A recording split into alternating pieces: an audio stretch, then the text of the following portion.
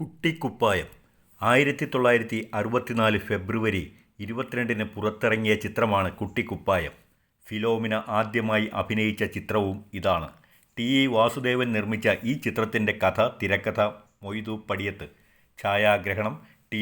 ശ്രീനിവാസുലു, ഗാനരചന പി. ഭാസ്കരൻ, സംഗീതം എം.എസ്. ബാബുരാജ്. പാടിയവർ എ.പി. കോമള, ഗോമതി, കെ.പി. ഉദയഭാനു, എൽ.ആർ. ഈശ്വരി, എം.എസ്. Baburaj, P. Leela, P. Srinivas, ഉത്തമൻ. അഭിനയിച്ചവർ നസീർ, മധു, അടൂർ ബാസി, Nilambur Ayisha, Sheela, Philomena, Shanthadevi, Ambika, Haji Abdul Rahman, Murali senior, Parvathi Bahadur. സംവിധാനം എം. കൃഷ്ണൻ നായർ. ഇതിലെ കഥ: സുബൈദ ജബ്ബാറിനെ വിവാഹം കഴിച്ച് ഭർത്താവിൻ്റെ വീട്ടിലെത്തിയപ്പോഴാണ് അവൾക്ക് ഒരു കാര്യം മനസ്സിലായത്. ജബ്ബാറിൻ്റെ ഉമ്മയ്ക്ക് ഈ വിവാഹം ഒട്ടും ഇഷ്ടമായിരുന്നില്ലെന്ന്. അവരുടെ ആഗ്രഹം തൻ്റെ സഹോദരൻ്റെ മകൾ സഫിയയെ കൊണ്ട് ജബ്ബാറിനെ വിവാഹം കഴിപ്പിക്കണം എന്നായിരുന്നത്രേ.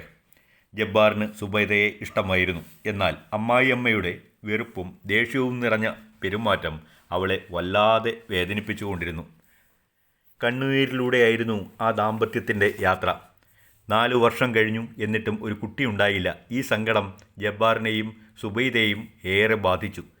ജബ്ബാർ ദുഃഖം മനസ്സിലൊതുക്കി കഴിഞ്ഞുവെങ്കിലും അമ്മായിയമ്മ ഇക്കാര്യത്തിലും സുബൈദയെ അധിക്ഷേപിക്കാനും ശകാരിക്കാനും തുടങ്ങി. എന്നു മാത്രമല്ല, മകനോട് വേറെ വിവാഹം കഴിക്കാൻ നിർബന്ധിച്ചു. കുടുംബം നിലനിൽക്കണ്ടേ, തലമുറ തുടരണ്ടേ, അതോർത്തപ്പോൾ സുബൈദയും ജബ്ബാറിനോട് 2ാം വിവാഹത്തിന് പറഞ്ഞു. ജബ്ബാർ അവരുടെയെല്ലാം നിർബന്ധത്താൽ സമ്മതം മൂളി.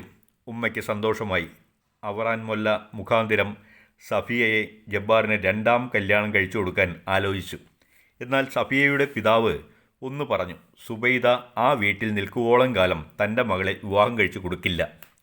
ഇതിനൊരു പരിഹാരം കണ്ട് ആ വീട്ടിൽ ഒരു കുഞ്ഞിക്കാല് കാണാൻ സഹായിക്കണമെന്ന് സുബൈദയോട് ഉമ്മ പറഞ്ഞു. സുബൈദ അത് കേട്ട് ഞെട്ടിപ്പോയി. കാര്യങ്ങളെല്ലാം സുബൈദയുടെ പിതാവ് കരീം അറിഞ്ഞു. അയാൾ ജബ്ബാറിനോട് സുബൈദയെ മൊഴി ചെല്ലണമെന്ന് ആവശ്യപ്പെട്ടു. ഒട്ടും ഇഷ്ടമില്ലാതെ തന്നെ ജബ്ബാർ സുബൈദയെ മൊഴി ചൊല്ലി. അടക്കാനാവാത്ത സങ്കടത്തോടെ, നിറകണ്ണുകളോടെ സുബൈദ അവളുടെ വീട്ടിലേക്ക് പോയി. ജബ്ബാറും സഫിയയും തമ്മിലുള്ള വിവാഹ ദിനം. അന്ന് തന്നെ മറ്റൊരു വിവാഹം നടന്നു. സിദ്ദിഖ് എന്ന യുവാവും സുബൈദയും തമ്മിലുള്ള വിവാഹം. സുബൈദയുടെ പഴയ കാര്യങ്ങൾ കൃത്യമായി തന്നെ വിവാഹത്തിന് മുന്നേ സിദ്ദിഖിനെ അറിയിക്കണമെന്ന് സത്യസന്ധനായ കരീം ദല്ലാളായിരുന്ന അവറാൻ മൊല്ലയോട് പറഞ്ഞിരുന്നുവെങ്കിലും അയാളത് പറഞ്ഞിരുന്നില്ല. വിവാഹ ദിവസം രാത്രി പഴയ കാര്യങ്ങൾ സുബൈദ സിദ്ദിഖിനോട് പറഞ്ഞു. അത് കേട്ടപ്പോൾ അവളും അവളുടെ വീട്ടുകാരും തന്നെ മനഃപൂർവ്വം വഞ്ചിച്ചെന്ന് അയാൾക്ക് തോന്നി.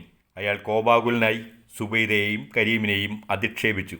അവളെ വീട്ടിലേക്ക് തിരിച്ചയച്ചു. ഇത് രോഗിയായിരുന്ന കരീമിന് കഠിനമായ മനോവേദനയ്ക്ക് കാരണമായി. അധികകാലം കഴിഞ്ഞില്ല, കരീം മരിച്ചു.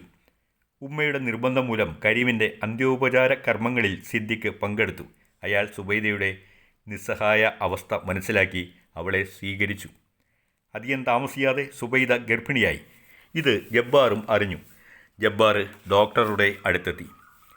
അയാളെ പരിശോധിച്ച ഡോക്ടർ അയാൾക്ക് സന്താന ഉൽപ്പാദനത്തിന് കഴിവില്ലെന്ന് പറഞ്ഞു.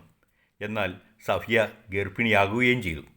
ആകെ തകർന്നുപോയ ജബ്ബാർ തൻ്റെ ഭാര്യയായ സഫിയയെ അവളുടെ വീട്ടിൽ കൊണ്ടുവന്ന് വിട്ടു. അച്ഛനും അമ്മയും ഇല്ലാത്ത തൻ്റെ പ്രിയ ചങ്ങാതി മച്ചുനാണ് സഫിയയുടെ ഗർഭത്തിന് ഉത്തരവാദി എന്നയാൾ അറിയുന്നു. ജബ്ബാർ വല്ലാത്തൊരവസ്ഥയിലായി.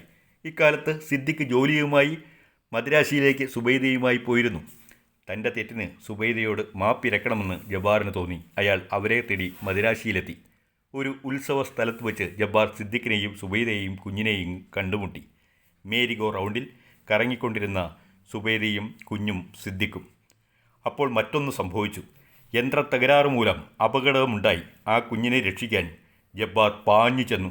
ആ ശ്രമത്തിൽ ജബ്ബാറിൻ്റെ തലയ്ക്ക് മാരകമായ പരിക്കേറ്റു. ജബ്ബാറിനെ ആശുപത്രിയിലേക്ക് കൊണ്ടുപോകാൻ സിദ്ദിഖ് ഒരുമ്പെട്ടു. ജബ്ബാർ അത് സമ്മതിച്ചില്ല. മാരകമായ ആ പരിക്കുകളോടെ ജബ്ബാർ സുബൈദയുടെ സമീപത്ത് കിടന്ന് അന്തരിച്ചു.